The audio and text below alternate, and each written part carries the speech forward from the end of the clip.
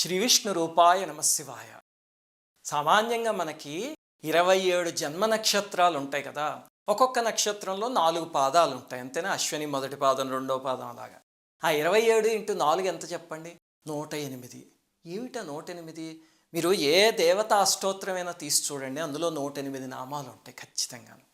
ఎందుకు అంటే ఒక్కొక్క నామానికి ఒక్కొక్క నక్షత్రంలో ఒక్కొక్క పాదంలో పుట్టిన వాళ్లకున్న సమస్యల్ని, దోషాల్ని పోగొట్టగలిగే శక్తి ఉంటుంది. అష్టోత్తరాలన్నీ అంత శక్తివంతమైనవి. మనం శ్రద్ధగా చదవం అంతే, చదివితే చాలా గొప్పగా పనిచేస్తాయి. అలాంటి అష్టోత్తరాల్లో తలమానికమైనది లలితా అష్టోత్తరం. నాకు తెలిసి లలితా అష్టోత్తరం కన్నా గొప్ప అష్టోత్తరం నేను అసలు ఇప్పటిదాకా చూడలేదు. నేను ఎన్ని వందల అష్టోత్తరాలు చూశాను కానీ. అందుకని మీకు ఈ వీడియోలో లలితా అష్టోత్తరం ఎలా చదవాలి అనేది మొట్టమొదట నేర్పిస్తా. తర్వాత ఏమిటి దాని గొప్పతనం అనేది ఆఖరిలో చెప్తా. మొట్టమొదట మనం నేర్చేసుకుందాం. రజతాచల శృంగాగ్ర మధ్యస్థాయై నమో నమః. హిమాచల మహావంశ పావనాయై నమో నమః. శంకరార్ధాంగ సౌందర్య శరీరాయై నమో నమః. లసన్మరకత స్వచ్ఛ విగ్రహాయై నమో నమః. మహాతిశయ సౌందర్య లావణ్యాయై నమో నమః. శశాంకశేఖర ప్రాణవల్లభాయై నమో నమః. సదా పంచదశాత్మైక్యస్వరూపాయై నమో నమః. వజ్రమాణిక్య కటక కిరీటాయై నమో నమః. కస్తూరి తిలకోల్లాసినిటలాయై నమో నమః. భస్మరేఖాంకితలసన్మస్తకాయై నమో నమః. వికచాంభోరుహదళలోచనాయై నమో నమః. శరచ్చాంపేయ పుష్పాభనాసికాయై నమో నమః. లసత్కాంచన తాటంకయుగళాయై నమో నమః. మణిదర్పణ సంకాశకపోలాయై నమో నమః. తాంబూలపూరిత స్మేరవదనాయై నమో నమః. సుపక్వదాడిమీ బీజరదనాయై నమో నమః. కంబుపూగ సమచ్ఛాయ కంధరాయై నమో నమః. స్థూలముక్తాఫలోదార సుహారాయై నమో నమః. గిరీశబద్ధమాంగళ్యమంగళాయై నమో నమః. పద్మపాశాంకుశలసత్కరాబ్జాయై నమో నమః. పద్మకైరవమందారసుమాలిన్యై నమో నమః. సువర్ణకుంభయుగ్మాభ సుకుచాయై నమో నమః. రమణీయచతుర్బాహు సంయుక్తాయై నమో నమః. కనకాంగదకేయూరభూషితాయై నమో నమః. బృహత్సౌవర్ణ సౌందర్యవసనాయై నమో నమః. బృహన్నితంబ విలసజ్జఘనాయై నమో నమః. సౌభాగ్యజాత శృంగారమధ్యమాయై నమో నమః. దివ్యభూషణ సందోహరంజితాయై నమో నమః. పారిజాత గుణాధిక్య పదాబ్జాయై నమో నమః. సుపద్మరాగ సంకాశచరణాయై నమో నమః. కామకోటి మహాపద్మపీఠస్థాయై నమో నమః. శ్రీకంఠనేత్రకుముద చంద్రికాయై నమో నమః. సచామర రమావాణీ రంజితాయై నమో నమః. భక్తరక్షణ దాక్షిణ్యకటాక్షాయై నమో నమః. భూతేశాలింగనోద్భూతపులకాంగ్యై నమో నమః. అనంగజనకాపాంగవీక్షణాయై నమో నమః. బ్రహ్మోపేంద్రశిరోరత్నరంజితాయై నమో నమః.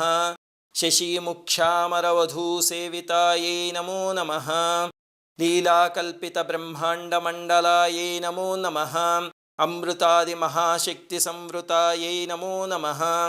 ఏకాతపత్రసామ్రాజ్యదాయికాయై నమో నమః.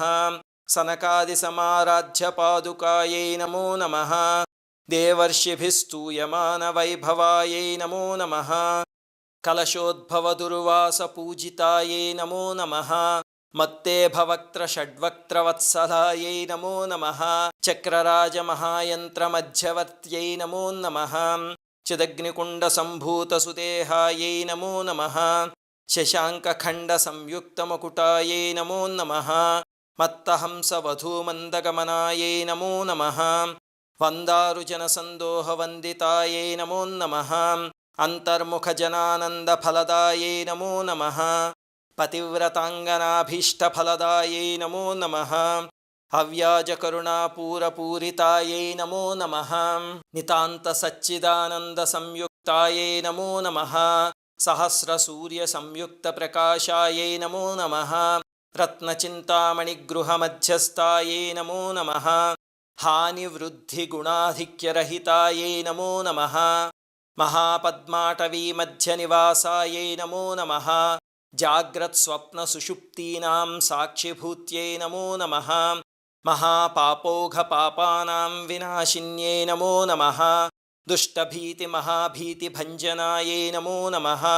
సమస్తదేవతనుజప్రేరకాయై నమో నమః. సమస్తహృదయాంభోజనిలయాయై నమో నమః. అనాహతమహాపద్మమందిరాయై నమో నమః. సహస్రారసరోజాతవాసితాయై నమో నమః. పునరావృత్తిరహితపురస్థాయై నమో నమః. వాణీ గాయత్రీ సావిత్రీ సన్నుతాయై నమో నమః.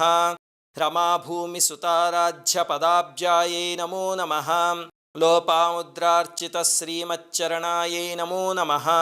సహస్రరతిసౌందర్యశరీరాయై నమో నమః. భావనామాత్రసంతుష్టహృదయాయై నమో నమః. సత్యసంపూర్ణవిజ్ఞానసిద్ధిదాయై నమో నమః. శ్రీలోచనకృతోల్లాసఫలదాయై నమో నమః. శ్రీసుదాబ్ధిమణిద్వీపమధ్యగాయై నమో నమః. దక్షాధ్వరవినిర్భేదసాధనాయై నమో నమః. శ్రీనాథసోదరీభూతశోభితాయై నమో నమః. చంద్రశేఖరభక్తార్తిభంజనాయై నమో నమః. సర్వోపాధివినిర్ముక్తచైతన్యాయై నమో నమః. నామపారాయణాభీష్టఫలదాయై నమో నమః. సృష్టిస్థితితిరోధానసంకల్పాయై నమో నమః. శ్రీషోడశాక్షరీ మంత్రమధ్యగాయై నమో నమః. అనాద్యంతస్వయంభూతదివ్యమూర్త్యై నమో నమః. భక్తహంసపారిముఖ్యవియోగాయై నమో నమః. మాతృమండలసంయుక్తలలితాయై నమో నమః. భండదైత్యమహాసత్వనాశనాయై నమో నమః. క్రూరభండశిరచ్ఛేదనిపుణాయై నమో నమః. ధాత్రచ్యుతశురాధీశసుఖదాయై నమో నమః. చండముండనిశుంభాదిఖండనాయై నమో నమః. రక్తాక్షరక్తజిహ్వాదిశిక్షణాయై నమో నమః. మహిషాసురదూర్వీర్యనిగ్రహాయై నమో నమః. అభ్రకేశమహోత్సాహకారణాయై నమో నమః. మహేశయుక్తనటనతత్పరాయై నమో నమః. నిజభర్తృముఖాంభోజచింతనాయై నమో నమః. వృషభధ్వజవిజ్ఞానభావనాయై నమో నమః. జన్మమృత్యుజరారోగభంజనాయై నమో నమః. విధేయముక్తవిజ్ఞానసిద్ధిదాయై నమో నమః. కామక్రోధాదిషడ్వర్గనాశనాయై నమో నమః. రాజరాజార్చితపదసరోజాయై నమో నమః. సర్వవేదాంతసంసిద్ధసుతత్వాయై నమో నమః. శ్రీవీరభక్తవిజ్ఞాననిధానాయై నమో నమః. అశేషదుష్టదనుజసూదనాయై నమో నమః. సాక్షాత్ శ్రీదక్షిణామూర్తిమనోజ్ఞాయై నమో నమః.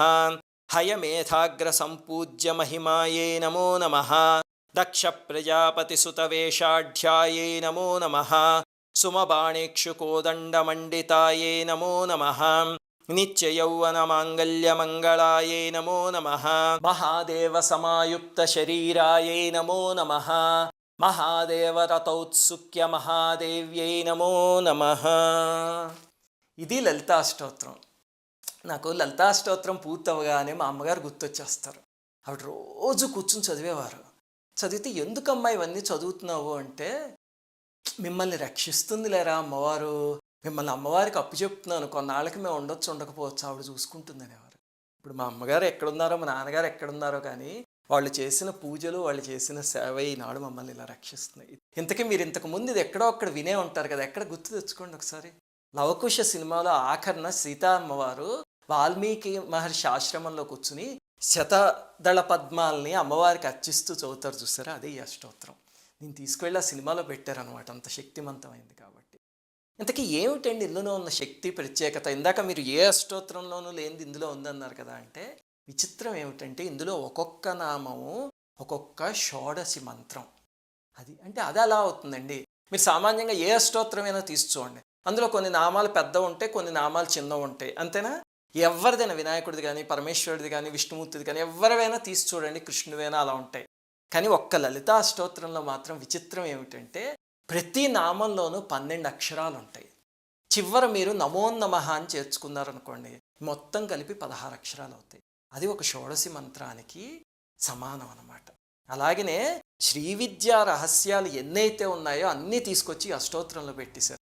ఇంతకీ ఏమొస్తుంది అష్టోత్తరం చేస్తే అంటే, మొట్టమొదటిది భార్యాభర్తల్ని కలపడంలో కానీ, లేకపోతే స్త్రీ యొక్క సౌభాగ్యాన్ని నిలపడంలో కానీ ఇంతకన్నా శక్తివంతమైనది మరి ఇంకొకటి లేదు. అలాగనే మనకి విశుద్ధి చక్రం ఉంటుంది, అది 16 దళాల పద్మంతో సూచిస్తారు అంతే కదా.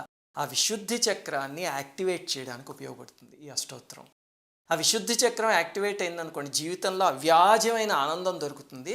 ఆ ఆనందం అలా మెయింటైన్ అవుతుంది. అశాంతి ఉన్న జీవితాలు, బాబోయ్ ఏమిట్రా మళ్ళీ పొద్దున్న నిద్ర లేవాలా అనిపించే జీవితాలు ఉంటాయి, అలాంటి వాటన్నిటిని ఎంత సారభూతంగా చేసేస్తుందో. అలాగే ఇది అద్భుతమైన అభివృద్ధిని కలగజేస్తుంది, కుటుంబానికి ప్రశాంతతని కలగజేస్తుంది, మనకి పిల్లలకి వాక్శక్తిని ఇస్తుంది. ఇంకా ఎన్ని ప్రయోజనాలు ఉన్నాయో ఈ అష్టోత్తరం చేస్తే. అందుకని తప్పకుండా చేయండి.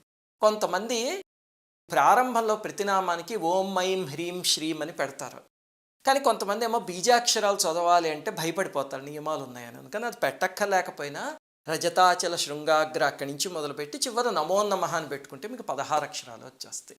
అందుకని అందరూ అలా చక్కగా చేయండి.